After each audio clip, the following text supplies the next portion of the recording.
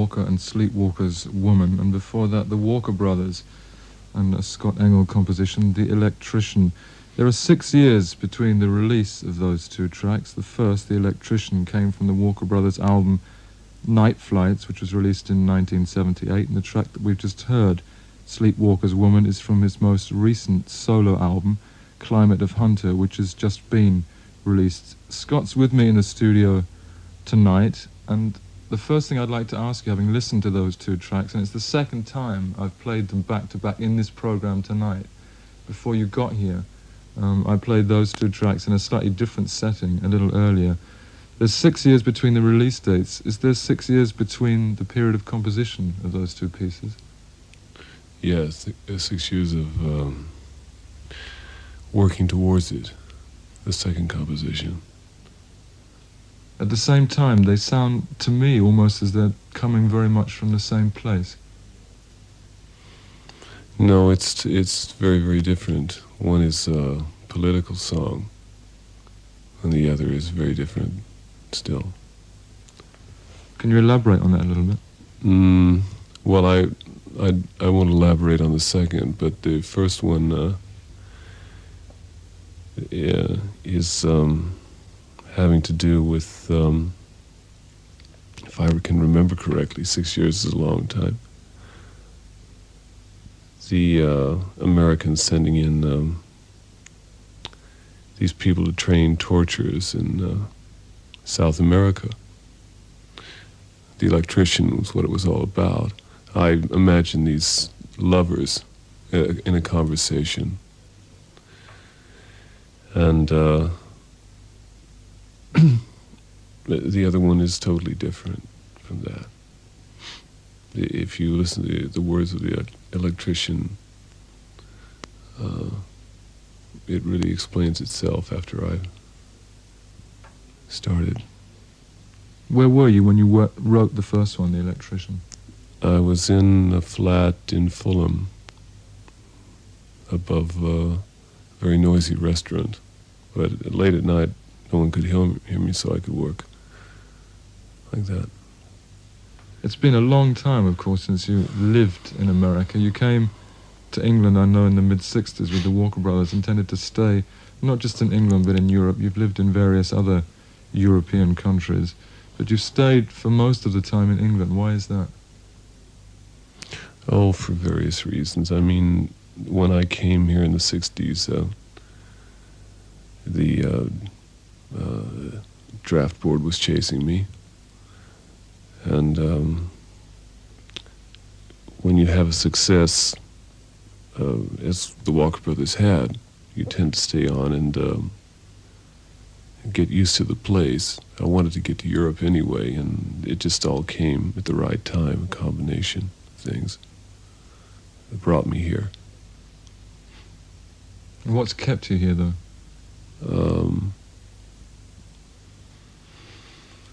I don't know.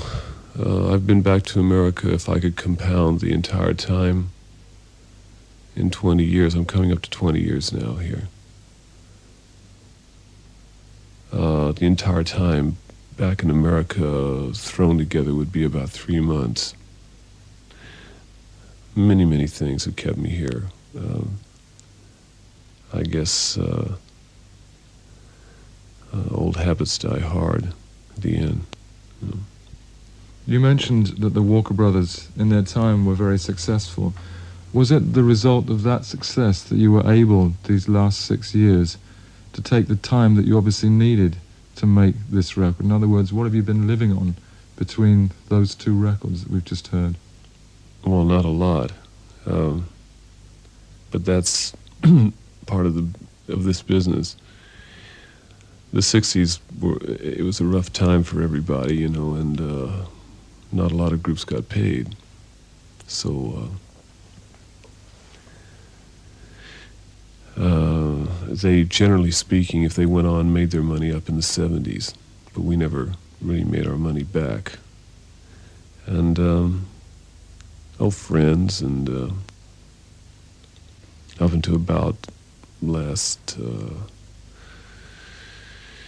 summer, management, anything keeps you going. Publishers that pay you when they should, and that sort of thing. Somehow you get through like everybody else does.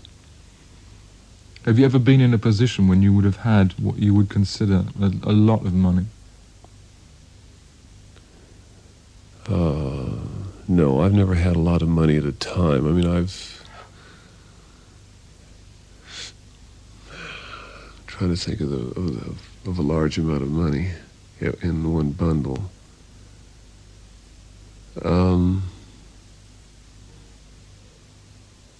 No, I had about 15,000 at one time, which is not a large amount of money in these terms, £1,000, and that's the most I've had at one time.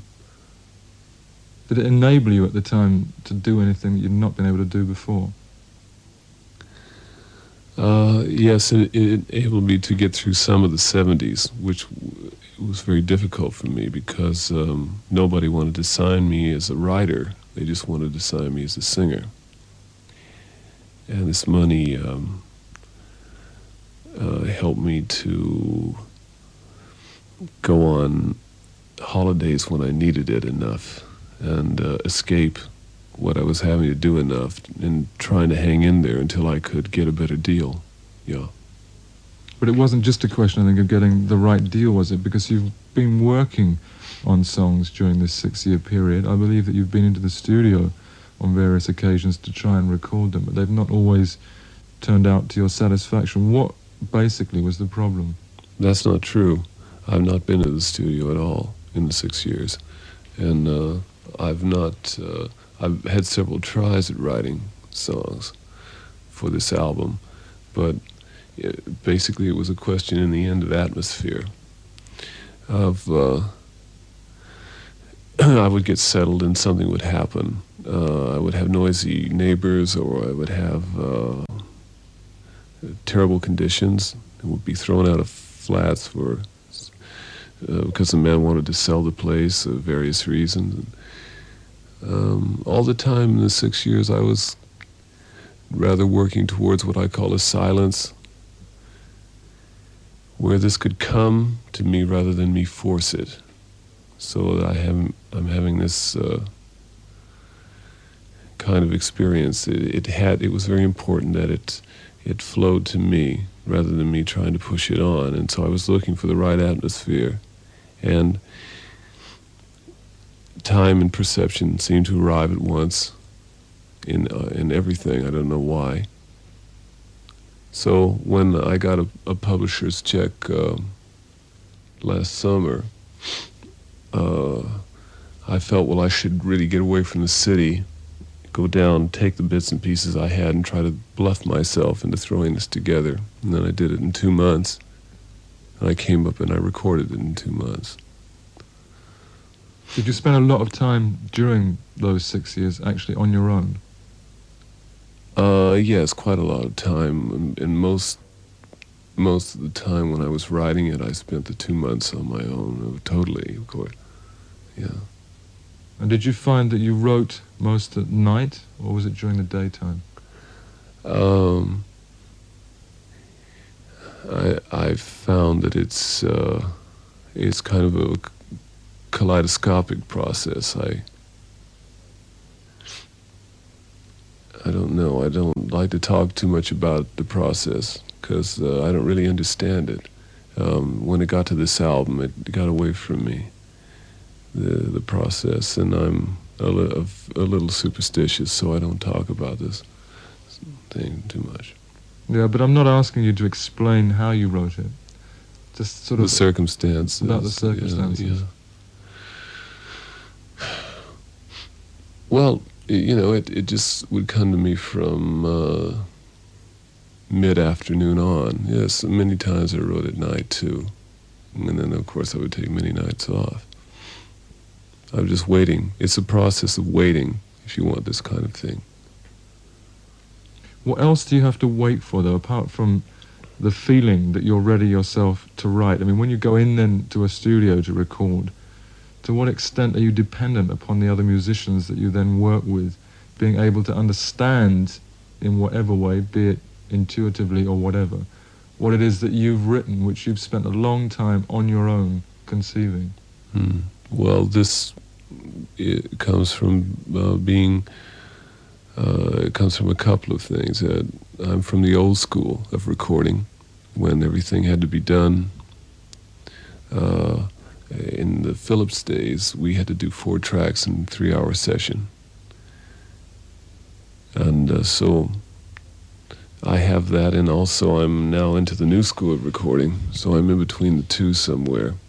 So, but basically what I'm trying to say is that everything is in my head before I go in. It's just a matter of getting it out of the musicians and them taking it a little further once I'm in there. And it's very much I work very much on a one-to-one basis. There's no one allowed in the studio but the musician and myself. And in this case, I had a co-producer who, because I was studio rusty after 6 years, helped me technologically in this. To what extent was the completion of the album a release, a feeling that it marked the end of a certain stage of your life, or was that not the case? Oh, it marked the end of a big stage, because it was a very big struggle. But I think now I have a lot more confidence once again. You see, once you wait all that time, everything is draining away from you. Your confidence of writing, singing, whatever it is draining away, and you know what you're doing. I mean, I knew that Virgin, who had signed me, they'd signed me for 6 years. They might as well wait forever, because they were prepared to. I had to motivate myself. That was the hardest thing to do. But in the end, you see, where I've arrived now, I could probably go in another year and a half or a year and do another album fairly quickly, to my satisfaction, because I feel once again in some kind of a groove.